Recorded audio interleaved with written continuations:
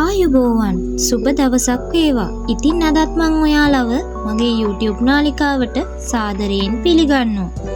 මං අද ඔයාලා එක්ක තොරතුරු බෙදාගන්නේ රූපවාහිනිය ගැන.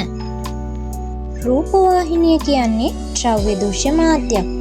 ඒ කියන්නේ අපට රූපවාහිනිය ඇසීමට, නැරඹීමට හැකියාවක් තියෙනවා.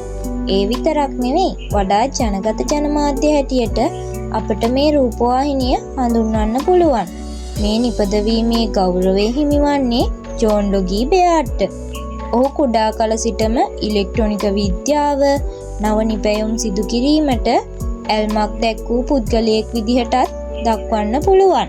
1920 වර්ෂයේදී රූපය හා ශබ්දය යන දිත්වයම යම් දුරකට සම්ප්‍රේෂණය කිරීමේ උත්සාහයක ඔහු නිරත වෙනවා.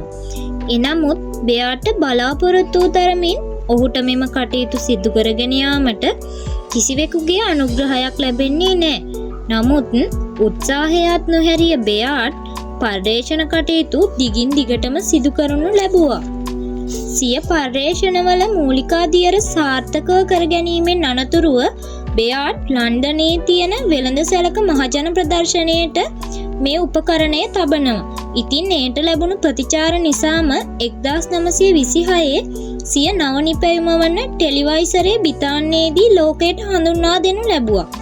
ඔන්න ඔය කියන විදිහට තමයි රූපවාහිනිය අප අතරට පැමිණෙන්නේ. කාලය ගතවනවත් සමග ක්‍රමක්‍රමයෙන් ලංකාවට රූපවාහිනිය ආගමනය වීම සිදු වුණා. ඉතින් ලංකාවේ පළමුවෙනි රූපවාහිනිය ආරම්භ වෙන්නේ 1979 අප්‍රේල් මාස 14 වන දින. මුලින්ම ආරම්භ වූ නාලිකාව ලෙස ITN නාලිකාව හඳුන්වා දෙන්න පුළුවන්.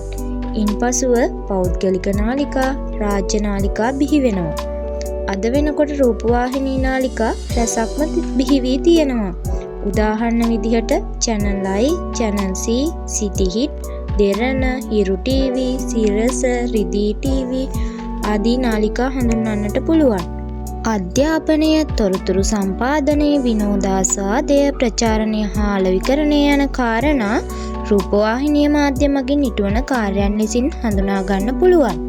රූපවාහිනී මාධ්‍ය දෛනික ජීවන රටාවන්ට බලපෑම් ඇති කරන අතර මිනිසුන්ගේ ආකල්ප, දැනුම සහ හැසිරීම් සකස් කිරීමටද එමගින් බලපෑමක් සිදු කරනවා.